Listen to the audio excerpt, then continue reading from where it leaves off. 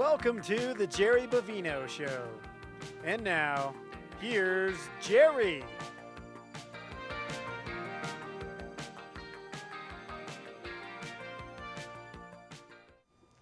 Jerry Bovino. We're back with the story of Boogie. And we're going to welcome Lenny, Boogie, Weinglass, a guy who's the nicest guy in Aspen, bar none. Everybody who knows Boogie knows that to be true. Boogie, welcome to GrassRoots TV. Welcome to the show.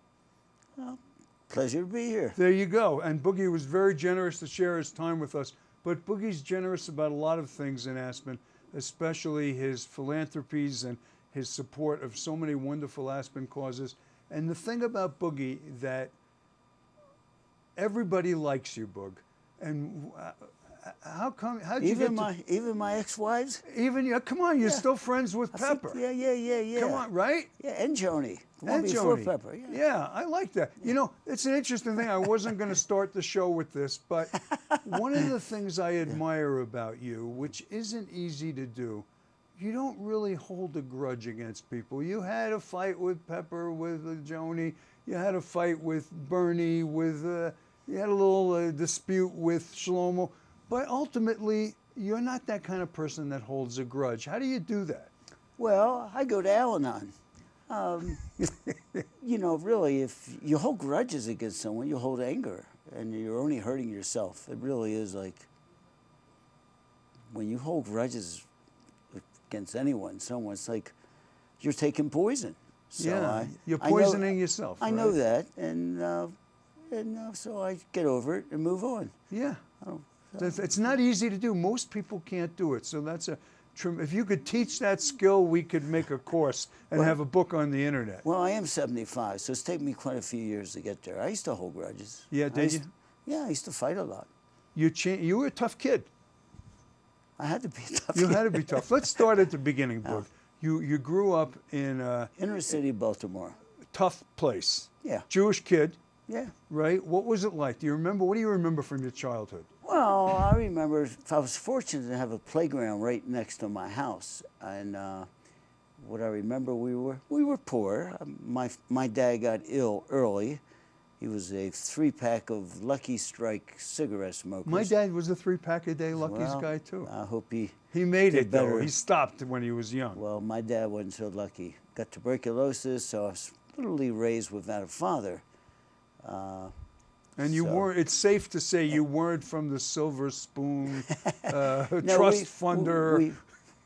We were, I don't know if you know Baltimore, but below North Avenue is where the poor folks live. The inner city people live. I guess I was born in that neighborhood. But you made good friends in Baltimore. Even though it was a hard neighborhood, you had good friends. Well, I grew up there. You grow up there. You are who you are, and thank goodness for athletics and the playground next to me. If I didn't have the playground next to me, I mean, that's what everyone in the neighborhood did. We had nowhere to go. We had no cars. We had nothing. We went to the playground, and we played ball, and we fought. Stick ball, right? Punch ball. More punching people in the noses, but yeah, we did play punch Did you get ball. in fights as a kid? All the time. Yeah. Why do you think? Small, skinny, white. Small, skinny, white, Jewish. It's like a bad combination. Small, skinny, white, Jewish, yeah. And, right. And in those days, there really was a lot of prejudice. Especially, I was prejudiced because there was a lot of blacks in my neighborhood, so they didn't like me because I was white. And then when people who were non-Jewish people found you were Jewish, they didn't like you. So you weren't too popular when you were a skinny, white, Jewish kid growing up in my neighborhood. In a black neighborhood. Yeah. But you were a great athlete. You're a great basketball player. How'd you learn to play basketball? Well, it came with the territory. There wasn't too many white people playing. It was me and a few other African Americans, and I remember in one of my high schools, you know, Dunbar High School in Baltimore. Dunbar High School was always one of the top teams in the country. They were always in the top 5 in the country, and there were schools like Carver, and these were all black schools. Well, my school also was one of my schools I went to was about half black, and I was the token white on the floor. So a lot of times the opposition was black, the officials were black, and I was a skinny white kid. So I stuck out, and you learn to get how to play basketball. But you were quick. You were a good player, right? I was quick. I was blessed with being thin. I could jump, and fortunately or unfortunately, you learn how to fight when you're small, skinny, and white and Jewish. And so, but you were on like a state championship team or something, right? I mean, you had a really good team. Well, our team, we never won the whole state championship. We went to state championships. You went to the States. We never won it, not when I played. It's not a good sign. When I left, they won it the next year. that wasn't a good sign. So then, did you get into the? How'd you get in the schmata business? Oh God, the clothing business. Was that your first job that you had, working in clothing? No, I mean, I was a delivery boy for the drugstores when I was 13, 14, and before that I was shoveling snow.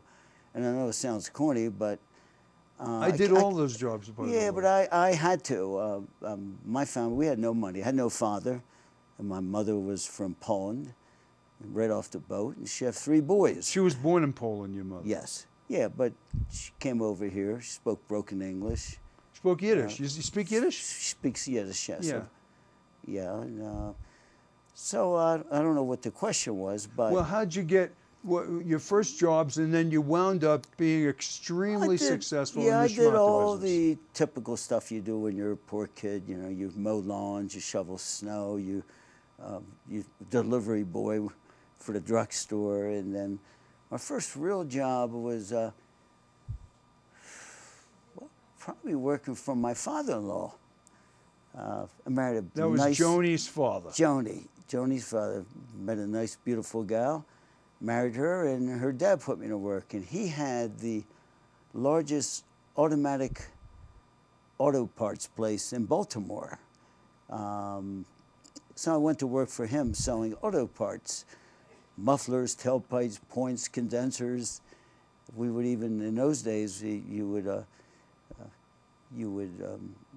lay the tire, the drums. For the brakes. Yeah. Very good, Jerry. Yeah, I know. And points, they don't even have them anymore. Now it's all fuel injected. I mean, here I'm taking drum. Carburetors they don't have. Now it's all fuel carburetors, injected. fuel pumps. Yeah. Even I remember STP. I was there when I first started STP. That's how long that's been around. But it was a job. And then one day, my Joni, I was married. Her mother liked me, and her father wanted to kill me because there was a 4 or 5 year differential. You know, she was only 15 and 16, and when I married her, she was only 17. Wow. So, but I got good schooling for working for my father-in-law. And then my wife one day says, but a lot of people are going to be surprised when they hear this, she didn't like me working for Daddy because I was working too many hours. So she, let's open our own business. I said, well, she says, well, I'm a hairdresser. My ex-wife was an excellent hairdresser. I mean, she wasn't a hairdresser at the time. She was doing her hair and the girls' hairs in the neighborhood. And in those days, everyone had long hair, especially for the girls.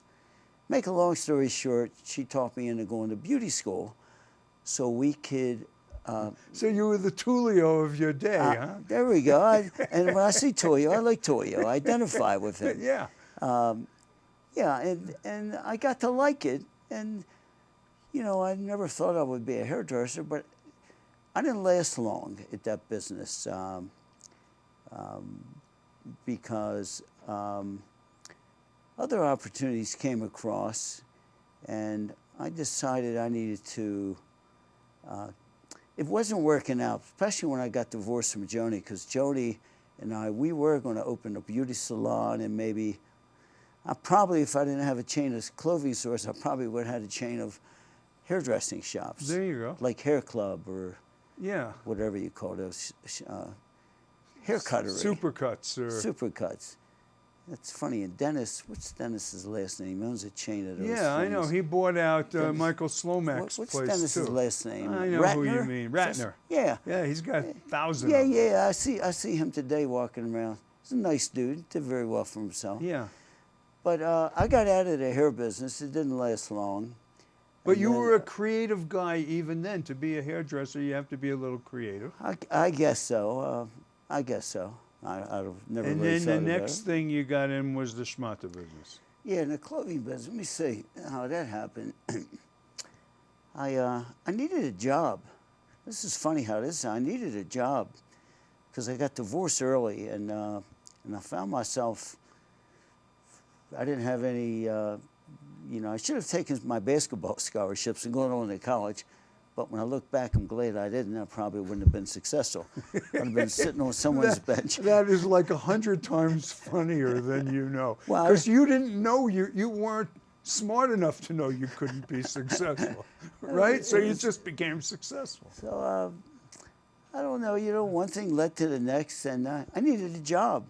So I'd look in the newspapers, and I get a job where they needed someone to work for some clothing manufacturer downtown Baltimore. And I went down there, and of course they gave me a labor job. I worked down in a warehouse, opening cartons, taking the clothes that was sent to them, hanging them up, steaming them. And then since it was a clothing man, we had to ship clothes out. And this was the start of my clothing career, I think. So I would find out when you shipped the dresses out, you had to put them back in the box, and you had to mark who was getting and what salesman was making the commission. That's when I first got excited, when I realized that some salesmen commissions, they were making $60,000, $70,000, $80,000, $90,000 in commissions. A huge amount of money at yeah, that and I'm time. working in the warehouse doing this stuff, Yeah. and I want to figure out how to become a salesman, how to get into clothing. And I walk up to the first floor. And when I walked up to the first floor, it didn't go too good because there was 4 or 5 girls working in his office. And the name of the company that I worked for was called Glenhaven Coats, Glenhaven Suits and Coats. Highlander was the corporate name. Highlander Sways with, well, whatever. But I had a problem when I went up there because there was 4 pretty girls that worked in the office. And of course, I was young. I was flirting with them. I was only 20, 21, and the guy says, hey, if I catch you up here one more time, I'm going to fire you. It's a true story. I'm going to fire you. Of course, I came back 3 days later, and he fired me right there. Right? Best thing that ever happened and to I you, was right? I'm in a white, dirty T-shirt, torn jeans. I got long hair. But when he fired me, it didn't sit right with me. So the owner, or the sales manager, one of the owners of the firm and the sales manager had an office on the 2nd floor. So as I got fired, instead of leaving, I just walked right up to their office, and I didn't even know what their office was. And I went to the doorway, and I saw their name, and I knocked on the door, and they looked at me and they said, yeah, can we help you? I said, yes, sir. I said, my name is Lenny Weinglass. And he says to me, he says, you mean Boogie? Boogie, you're the one that played basketball for, see, you went to school with my nephew. So he interviewed me. He says, what can I do for you? I said, well, I work downstairs, told him the story, I just got fired, and I would like to sell. I'd like to sell these dresses that you're making and shipping out. He says, well, he says, can you sell? I says, I think so, sir. I think I could sell anything, if given the chance. So he picked the phone up. In those days, they had Watts lines. There's a phone right next to him. It's called a Watts line. Picks the phone up. It rings to New York. And he's speaking to a guy named Bernie Gold, who's the sales manager of this firm. It's out of New York. So he says, hey, Bernie, can you use a kid? Pretty sharp kid here. He wants to learn to be a salesman. I sort of know him or know of him, and I think he might do well for you. So he says to me, he says, when can you go to New York? I said, tomorrow. He said, it'll be up tomorrow. And there I am. I'm on a train up to New York for this interview for this job. And when I got up there, it was amusing on the way up. I almost lost my job before I got the job because I had to get on a train in Baltimore. And the train stops at Philadelphia, but the train was running 2 hours late. And I didn't want to come for this interview 2 hours late. I left myself plenty of time, but I never really traveled before, you know, on the metro or trains. I get off at Philadelphia to make a call, and as I get off, the train's taking off without me. True story. And I was more scared because my brother lent me his herringbone top coat because he wanted me to look nice for my interview. And that's on the train, too. And I was in a big fix. I didn't have a coat. It was snowing. It was cold. And I'm standing in Philadelphia figuring out how in the hell to get the next train. I wasn't even sure I had money to even get on with the next train. But I managed that. What year was this, Boogie? God, this was 60s, early 60s? I was 20 years old, so I was 41, 50, yeah, early 60s. Yeah. I was 61. 61. I was late getting out of high school. But anyway, I got up to New York. I passed the mustard. I passed the interview. And now I'm on my way to Atlanta, Georgia. The territory they had open was the Southeast. And I go to Atlanta, Georgia, and they give me women's clothes to sell. And they trained me pretty good up in New York. And I was a salesman, you know. I was the captain of my basketball team. I was a good athlete. I was always sort of a bit of a leader. But you were good at selling. I think so. And yeah. you liked the business. Yeah. Well, when you grow up, really, when you grow up in an inner city and you hang out in pool rooms, you know how to sell yourself. You know how to, right. I don't want to use the word hustle, but you do it in the pool It's rooms. funny because I'm a good pool player because I played pool when I was 13, 14, 15, 16. Yeah. And when my kids see me shoot pool, they say, wow, you're a good pool player. And I always joke with them, it's the sign of an ill-spent youth. That's true. I wasn't that good at pool. I was good at ping pong, table tennis. There you go. Those they call ping pong, table So tennis. how did you evolve? Let's hold that thought Okay, for a second. all right. We're going to take a short break to recognize the underwriters who very generously support us here at GrassRoots Television. When we come back, Boogie's going to tell us how he evolved into merry-go-round, having one of the biggest companies in the world, and the success, the failure. You're going to hear stories. This is an amazing guy. And there was once a movie with Gwyneth Paltrow called Sliding Doors, where if you go in this door, your life goes this way. If you go in that door, your life goes that way. That's your life. You could have been a hairdresser. It just, everything funneled you. I thought you were going to talk about Diner. We're going to get to wasn't- Diner. We're going to get to, you want to do Diner first? I don't care. All right, we'll do I don't Diner care. first, then we're going to talk No, the Barry we can do Levinson merry-go-round. part. I don't care. Whatever you want But to talk Boogie, about. I could do 20 hours of shows with Boogie. We couldn't cover a fraction. But let's thank Pitkin County Dry Goods, Bishop Plumbing, Heating and Air Conditioning, and Silver Peak Apothecary. Get high, but responsibly. When we come back, we're going to do Diner, merry-go-round, Harold's death. We got a lot to cover. We're coming right back.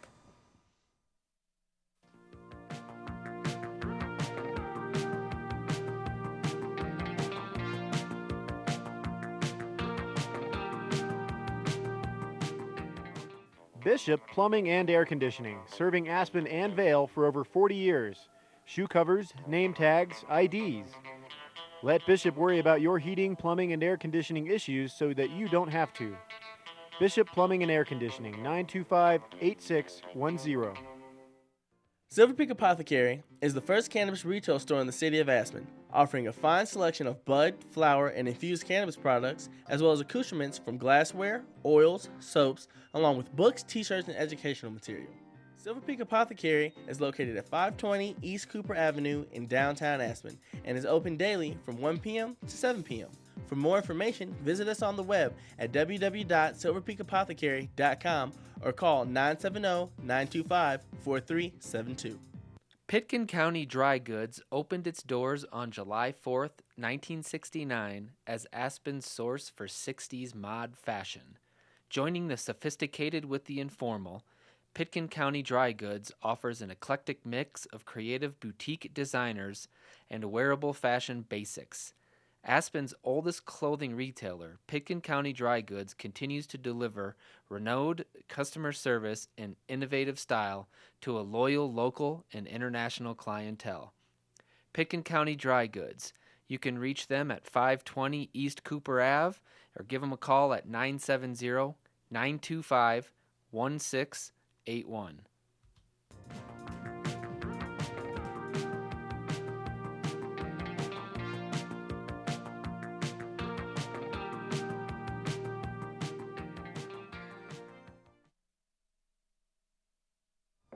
Jerry Bovino, we're back with the story of Boogie. Lenny, Boogie, Weinglass, an amazing guy, one in a million. And go ahead, tell us the story about the movie, Diner. Diner, movie Diner. Well, one day I'm living in Turnberry, Florida, That's where you met Pepper, right? Yeah, that's where I met Pepper, where I live. I ended up falling in love and marrying her. But I get a phone call one day, and it's from my old boyhood friend, Barry Levinson, who I haven't spoken to or heard from in about, well, that's not true. I mean, but we hadn't seen or spoken to each other for about a year. And he says, hey, Boogie, Barry. I said, how you doing, Barry? And he says, Boogie, I want to do a movie. Jerry Weintraub, I think, gave me $8 million to do a low-budget movie, and I want to do it about the diner where you hung out at, where we hung out at. I says, yeah, what can I do for you, Barry? He says, well, I want you to play Boogie in the movie Diner. He says, we need 2 hours of makeup for you in the morning. He said, because your body's in shape. This is when I was around 40 years old, 41, I can't even remember. It was, 1982. Yeah, about 41, 40 years old. He says, your body's in shape. We just need some makeup for your head up. I said, well, what time do I have to get there? He says 6:30 in the morning. Yeah, that's not gonna I said, work. Barry, that's not going to work. It's out of the question. I said, not only that, Barry, I said, I'm running about 1,000 clothing stores at the time. I owned some clothing stores called Merry-Go-Round. Well, it was public corporation, but my partner Goldsmith and I were the majority owners of a 1,500 store clothing chain called Merry-Go-Round. I said, Barry, I can't do it. I'm working. I said, I can't get there at 6:30 in the morning and do makeup. He says, oh, come on, Boogie, this is big. He says, it'll be a hit. He says, you're the star. He says, you're the star of the show. It's the diner. He says, you know, at the diner, you were the fighter. You were the funny guy. You were the guy who got barred from the restaurants.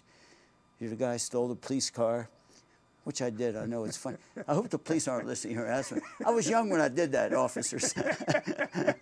But there were true stories. But I said, You were a Barry, feisty kid, though. You didn't get to be who you were by being a Joe Milquetoast. I was a fight. Well, a lot of prejudice, and I was raised Jewish. I was actually had the payers on when I was bar mitzvah. I was raised Orthodox. Did you have a strong Jewish identity as a kid? Yeah, Absolutely. Yeah, I was raised Orthodox, Jerry. Yeah. We kept the milchtich and fleisches Right. dishes. Yeah. And there was a lot of prejudice. It got me in a lot of trouble because I was never in a Jewish neighborhood. I was always with non-Jews and ethnic people. But so. it might have almost helped you in some way because it taught you how to fight. It made you strong. Because in business, you have to fight. Every day, there's some battle. It definitely makes you a stronger person when you grow up in a poor neighborhood and you have to make your own way instead of being handed to. It does. It's not a handicap. People think it's a handicap. And it's I not. feel bad because I have 3 kids today, and I'm mad at myself because I was too soft on them. Right. And now the kids. I know. It's Yeah, the commonest mistake that affluent parents make is they want their kids to have. But in the end, are we really doing them a favor? There was an article in Forbes magazine called Affluenza about how these kids suffer because of how we want to shower them with our love and affection and gifts. There's good news and bad news about it. But back to that we were talking about the diner. What were we talking about? Yeah, the movie. And so he said he wants you to do it. You can't. So he says, well, do me a favor. This is after a couple of days. He was trying to talk me into playing myself in the movie. I couldn't do it. So anyway, he says, well, I'm going to send you a few actors. Would you do me a favor? Would you interview them and pick who you think could play Boogie the best? Well, he sent me about 4 or 5 actors, and one that I really like, because his name was Mickey Rourke. He was he was also an inner city poor kid from Miami. Well, there you go. And when I was interviewing him, and also Kevin Bacon, I think, was on that interview too. He could have made a good Boogie. Well, he was.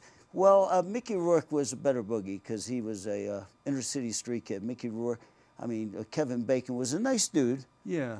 But I think he went to Yale or something. I mean, he's definitely he was polished. He was a nice dude. And but what got Mickey Rourke to part when I was interviewing him, he says to me, he says, Boogie, he says, you got to give me this part. Barry told me all about you. Barry Levinson, the director, sent Mickey Rourke to me.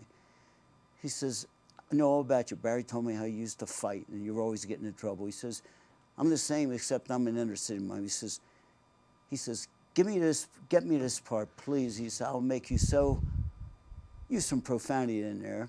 He said, I'll make you so blank, blank, proud. And I liked it when I was on an interview. I called Barry. I says, I think you got your guy. I think you got your Boogie. And it was Mickey Rourke. And I was proud because that movie was a stepping stone to really hit big time. Was that your identity in your early youth, or in your 20s, 30s?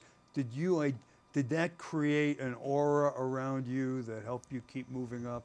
What, the fighting, the inner city? The movie. No. The movie didn't come till '82. So you were already successful. Yeah, at that point. yeah. When he called me, I was already, oh God, yeah, I was almost not retired. I was vacationing in Miami.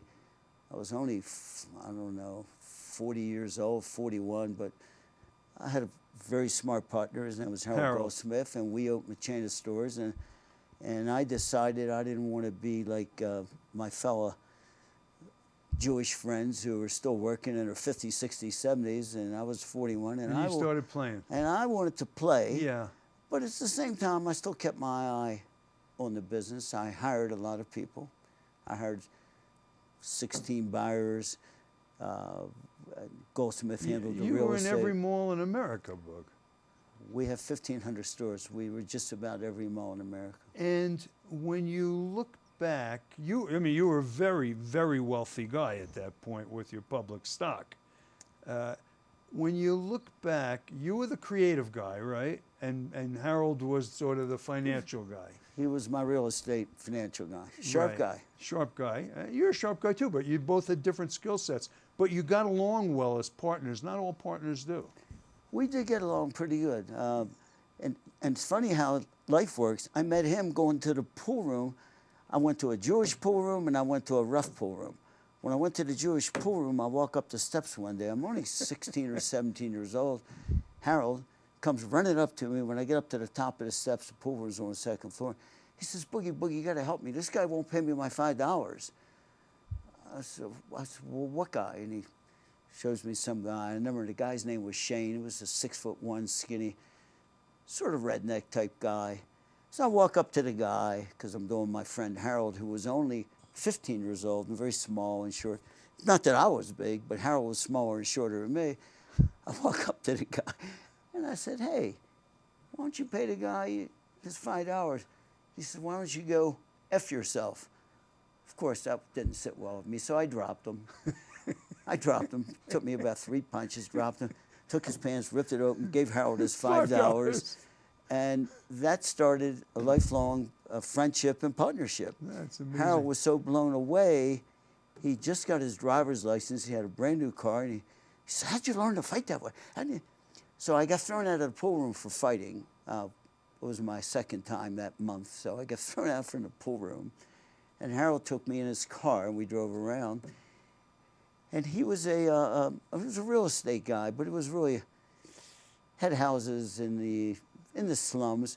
And one of the houses that he had was in my neighborhood where I was living.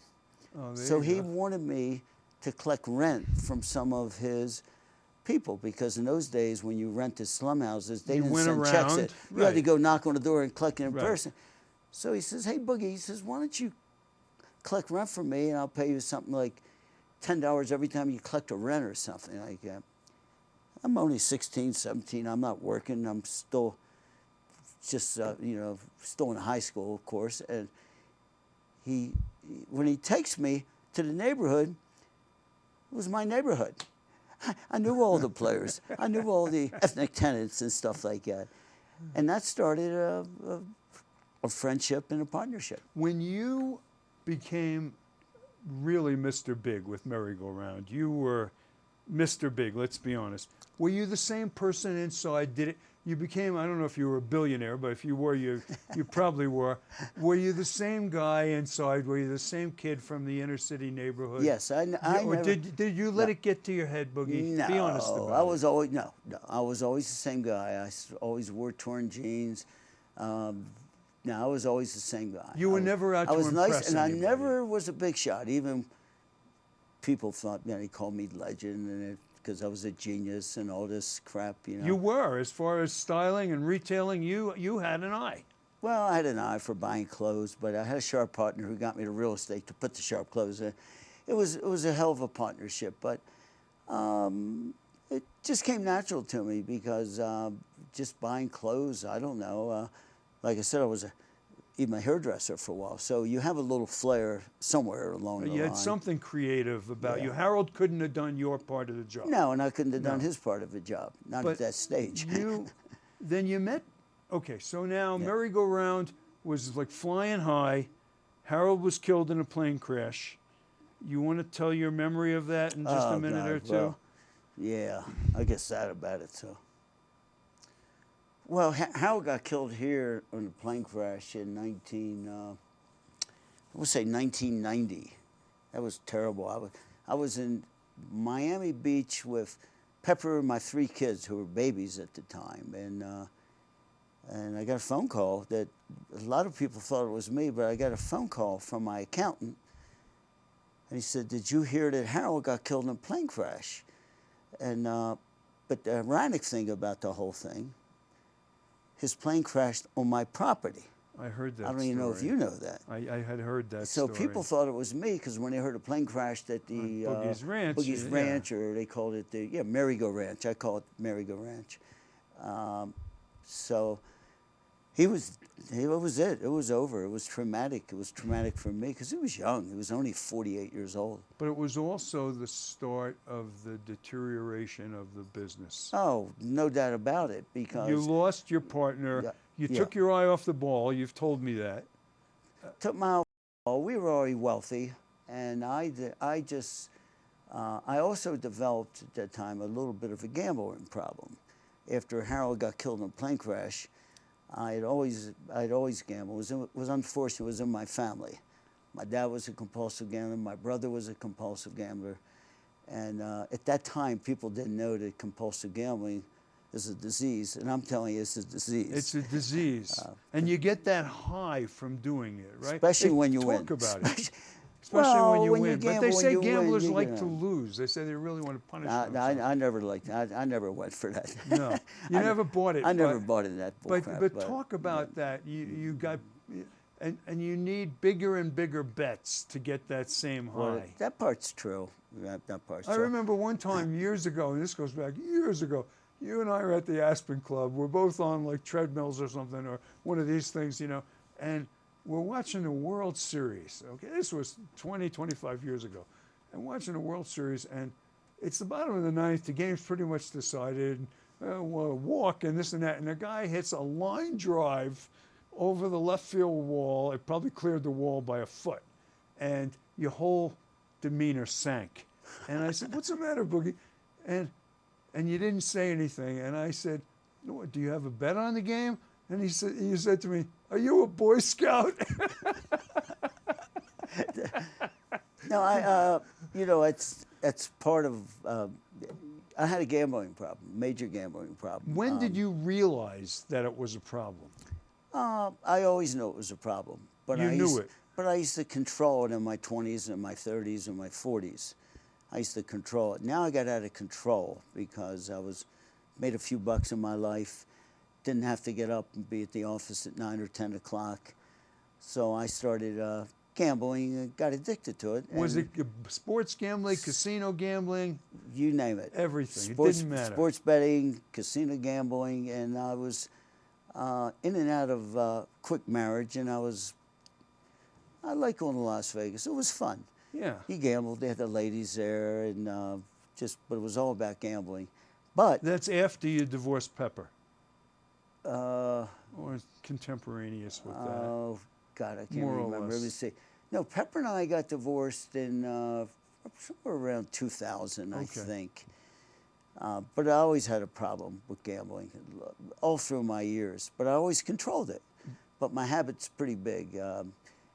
And I'm not as embarrassed to say, I went away to a place called Sierra Tucson. I don't know if you know what Sierra Tucson don't. is. It's a place where it's alcohol, heroin addiction, drug rehab. But when I was diagnosed with my gambling compulsive problem at that time, there was no places. They didn't recognize compulsive gambling as a problem. They didn't know it was a disease. So I had a very sharp shrink in Baltimore. He said, you got to get off the streets. You got to go away. You got to be incarcerated. You got to go. Anyway, I ended up in Sierra Tucson, which is it's in the middle of the desert, 110 degrees, and you can't escape. It's a nightmare. No, you can't. There's one road in, one road out. Cactus. And a lot of people go there. Judges send people there, borderline criminals that can be rehabbed. So now I find myself in a place called Sierra Tucson, working on my compulsive gambling habit. As a matter of fact, some of the old friends here from Aspen had an intervention on me. One was Tom Huffmaster, who used to own Carnivelli, who passed away. One was my good friend Gary Albert, who got killed in a bike accident. Yeah. He passed away. And they all recommended that they intervene on me. And you needed that, though. Yeah, I needed it. Pepper was there. I even had my good friend that came in from San Francisco, Dr. Bruce Dobbs, and they all said, you got to go away. But you weren't just gambling. You were out of control gambling. I was out of control. I remember you told me the story about one time. But let me just say, the reason I was out of control, I had weeks where I won an enormous amount of money. And when you win an enormous amount of money, you think you can do it again. You think you're a genius, right? And I would lose it the next week, and then the next week I would lose more than I won the original week. But then you establish, and I was blessed with making some money in life, and I could always cover my losses. Right. But I had to go away, and I went away for 60 days, which is a long time. I remember one No time, phones, no brutal. Newspapers. But it worked. Because when you talk about a place that's drugs, alcohol, gambling, the addictions are addictions, right? It's all the same disease in there. And I think your gambling addiction is as strong as any of them. Yeah. So I weathered that storm, did my time there, got out, was a good boy. And I haven't, it's been about 13 years since I've even made a bet, any bet. That's amazing, considering how powerful the drive is. Well, I was... To get the action. You want the action, right? Yeah, but I at the end there, it wasn't pretty, the money I was losing. And then I realized what an idiot I was, and I was addicted. So also, the pledge you take, like an alcoholic, you can't even have a glass of wine. Right, but when you're a compulsive gambler, you can't even make a bet. You shouldn't, and I don't. But the thing that I miss, it's taking food out of my family's mouth, is playing poker with the boys in Aspen, Colorado. Yeah. Because you used to go to that poker game. Dan Levinson was in that game, right? Dan was the only guy that could play poker. Right. All the rest were he picked your pockets. It was like stealing. I mean, Dr. Gerson will confirm this. Dr. Gordon Gerson. He says, I won 26 straight weeks. No one in the world can win in poker 26 He won straight. 26. No, I won 20. Well, you're a good poker player. Well, yes, but I think the cast was weak. Yeah. I had a very weak cast. I had a bunch of rich people who didn't know how to play poker, and I grew up in a pool room. You don't want to gamble with someone who grew up in a pool room. No, you really don't. You don't want to play pool, table tennis. I remember one time you told me this story where you were in Vegas, and they're treating you like Mr. Big because you're losing millions, and some girl comes over to the table, you got all the big chips there, and you wanted to impress us, so you made like a $25,000. Then you doubled it, then you had a split. You said you had $175,000 on one hand, and if you would have lost it, you would have killed yourself. Well, it wasn't that uncommon, because I use a system. I don't want to talk about gambling. But back to that, I had a gambling problem. I overcame that. I missed playing poker with the boys here, the social aspect. And I missed the money that I was winning every week, too. Yeah, but you didn't miss the money you were losing. Let's talk about Donald Trump. You have a story about Donald Trump. Well, President Donald Trump. If someone would have told you 25 years ago, 30 years ago, that he was going to be president, what would you have said? It would have surprised me. It would have surprised me. Well, he walks into Boogie's one day. Walks in there one day, and I'm on the floor when I first opened, and I'm selling on the floor. Trump walks in, asks one of my salespeople, he says, who owns this place? And they point to me, and I'm on the floor selling someone. I won't forget it because I had a $5,000 sale back in the early 90s. I had a $5,000. That's a lot. That's a nice sale. Yeah. And the old salesman in you came out, right? So my salesperson comes over to me and says, hey, Boogie, that guy wants to talk to you. And I look over there, and it's Donald Trump. Now, I recognize him. I didn't know him, but I recognized who he was. And I look over to him, and I go, give me a minute. So I come over to him, and he says to me, he's funny, he says,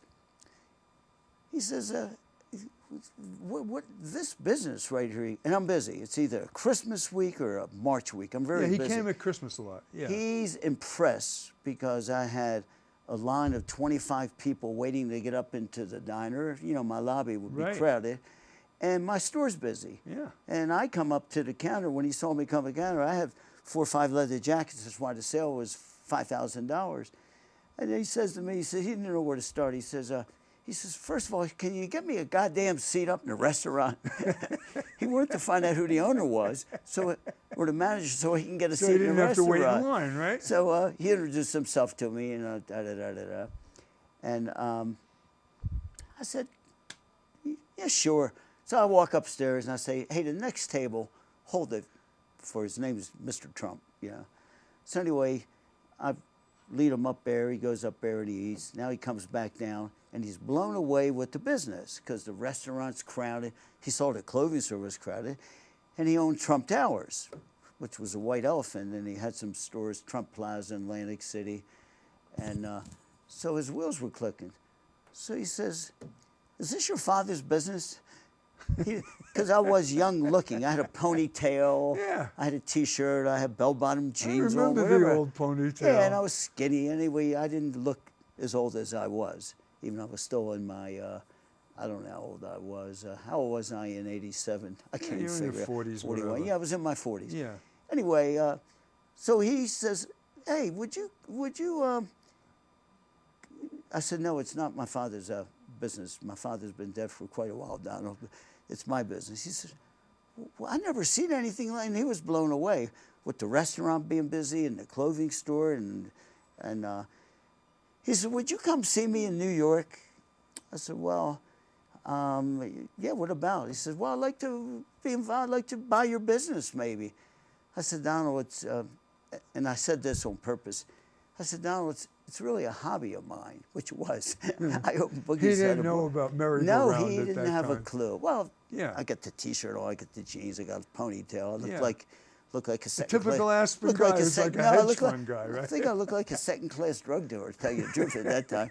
Because I remember I didn't shave for about 4 days, and that really looks bad. When you don't shave for 4 days, and you got a ponytail, you're really down, especially when I had that ponytail in the late 80s, early 90s. Anyway, so he talks me into coming to New York.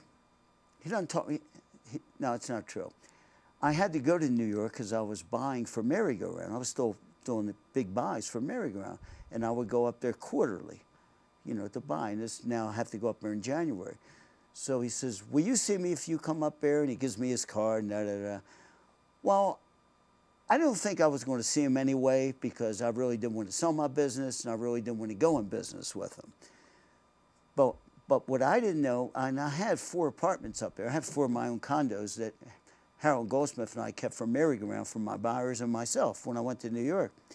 But they were all filled with my buyers working merry-go-round. So I got to check into a hotel. I don't know it, but I stay at one of his hotels. This is a true story, just the way it goes. I check in, I don't know if it's his hotel. I didn't stay at Trump Towers, just a hotel that he owned. I check into the hotel, and it's 8 o'clock in the morning and my phone rings, and I'm really pissed because anybody knows me said, don't call me before 9. You know, I don't like... You're drooling on the pillow at this point. Yeah, well, I'm already, well, you know, I think one of my motivations in life to get rich was to have your own business so you can sleep in if you don't have to get up in the morning. And that part's true. That's a long story itself. So anyway, guess who it is? Guess who's calling me at 8 in the morning?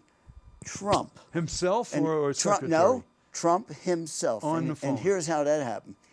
He calls down to Boogie's, gets my secretary, Penny Lee, on the phone. Nice lady, a little naive. And he says, hi, this is Donald Trump. He says, Boogie said he was meeting me. It's real important. He conned her to where I was staying. And that's a no-no. And no one knows. I don't want anyone to know where I'm staying. I don't want anyone to know where I'm at, unless I tell you. Right. So he cons her, and he gives her the phone number where I'm staying. Lo and behold, it's his hotel. So the phone rings 8 o'clock in the morning. I said, hello. And I had a late night. I was single in those days. I said, hello. And he says, so I thought you were going to call me. And I know it's Trump. Yeah. That voice is undeniable. Yeah, you can't miss He said, I thought you were. I said, Jesus Christ, it's 8 in the morning, for God's sake. I said, he said, well, I thought you were going to come see me. I said, yeah, I was going to go see you. I'm going to be here another week. I told you I'd see you in January. And I think I was going to see him, but I wasn't sure. I was on the fence. But now that he got me on the phone, he says, come on. He says, why don't you come see me? You know, I said, okay, I'll come see you. Give me a time. He says, how about today? I says, today? I said, it's got to be in the afternoon. I said, I can't make it today. He said, how about 1 o'clock or something like? No, I said, how about 1 o'clock? This is funny. He says, how about 10? I said, how about like, I mean, he said 12, and I said, You're negotiating the time. So we settled at it around 11:30, and I'm figuring to myself, what did I do?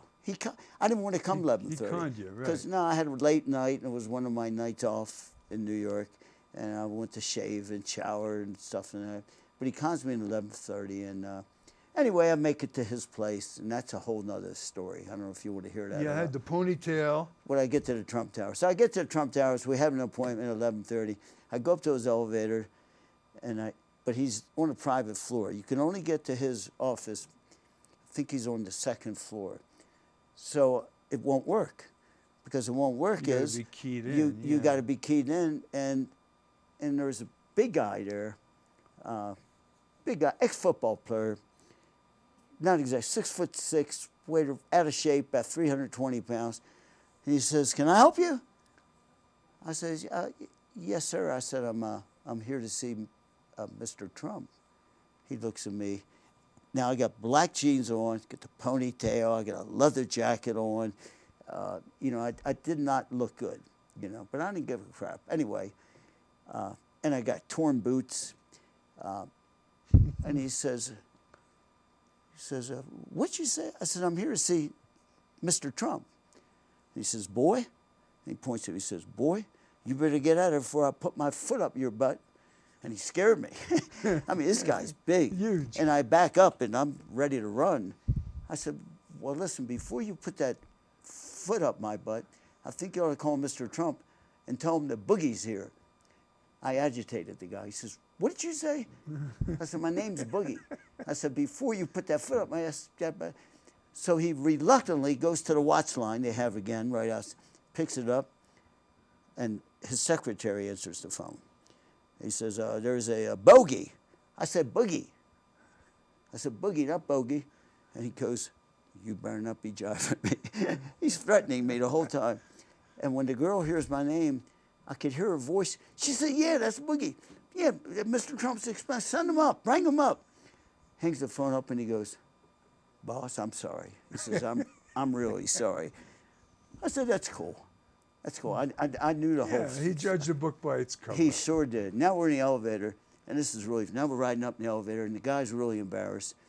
And he says to me, "What, you a rock star?" He thought I was a rock star because I had a leather jacket on and the hair and didn't shave, and red cowboy boots that were torn. Anyway, that's it.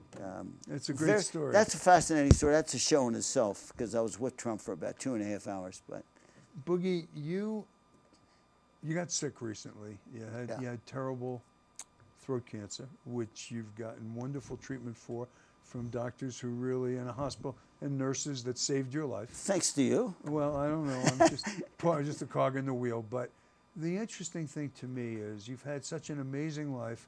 Now you sort of get this chance to be reborn again.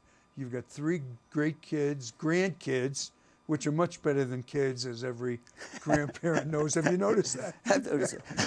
I'm starting to pick up on that. Did being sick like that, did you reflect back on your life at all? Did you think about your life and say, did it change you in any way? I remember making a deal with God, and I'm not that religious, even though I was raised religious. I remember making a deal with God when I was up at Sloan Kettering, and I was down to around 128, 129 pounds. Let me get through this, and I'll be a model citizen. I remember doing that. Yes, I'm extremely grateful and humble that I recovered from stage 4. And when you go down, Jerry, you don't know what 128 pounds is. It's pretty thin and you're pretty sick. And the pain of swallowing and what you have to go through to get cured. And then also, it was stage 4, too. And I wasn't stupid. I know that my chances... You knew it was bad. I told you that at the time. We talked about it. Well, when you saw me, you didn't know it. I was stage 4 when you were talking to me. Really? Yeah, and you recommended, I think, going up to Sloan Kettering. I remember. I think you even made a phone call for me. Did you make a phone call? And I arranged the appointment. But the interesting thing... This guy saved my life over here. No, I don't know. Boogie's a great guy. He saved his own life. The doctor saved your life. But I remember, now, you were scheduled to go in to start your treatment. You went up to Massachusetts to a spa. Remember that? Connecticut or Massachusetts? Yeah. And Hurricane Sandy hit. Yes. And you said to me, Jerry, yes, I'm comfortable here. You were apprehensive about your cancer treatment. You said, I would pay $1 million to spend one more night up here. And I said, Boogie, you got to come down in the middle of the hurricane.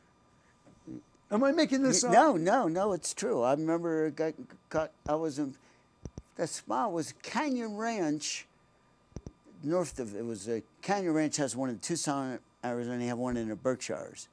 And I was there and I was trying to get there. I can't remember the correlation, if I was going for treatments, if I was over it, or I was just going there. I don't have the timeline set.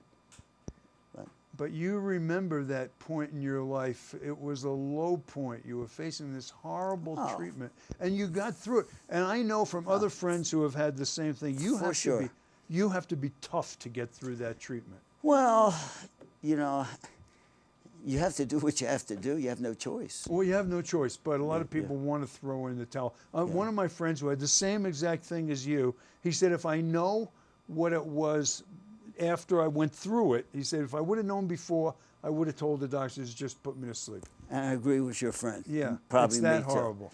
If I'd had my 3 kids, I probably would have taken my life. There you go. During the treatment. Well, it's terrible. We would be remiss, Boogie, if we didn't talk about your amazing philanthropic work that you do, not just here in Aspen, but all over the country. And Buddy Program, we got to give you incredible. The Buddy Program was like maturing along before you got started, and you turned it into an amazing community, Roaring Fork Valley resource.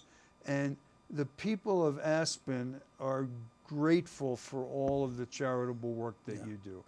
Well, thanks. I think, you know, I think when you're successful and you're wealthy, you're supposed to share. You're supposed to be philanthropic. To be anything but. Not everybody is, though. But you're amazing. I wasn't raised that way, and, you know, and probably from my humble beginnings. Yeah. So when I spoke to Penny, this is interesting. Penny Lee has been with Boogie for 30 years. Really nice. We had 3 or 4 wonderful phone calls where she told me these stories that nobody knows about you help people that nobody knows. And her husband died, you paid her rent till the kid was 18, you paid a mortgage for somebody else was a young girl who was born disfigured, and I don't want to embarrass you, but you helped her get 10 or 12 surgeries, you helped her become a doctor, which was her lifetime dream, you actually went to Johns Hopkins and talked to them about her, and now she's a very successful doctor. She sure is. You have changed people's lives. And that's something that's more important than having a movie made about you or having 1,500 stores. You have made a difference in people's lives. Well, thank you. Yeah. And so the thing that's interesting to me about you is you do a lot of this selflessly and you don't get a lot of publicity for it.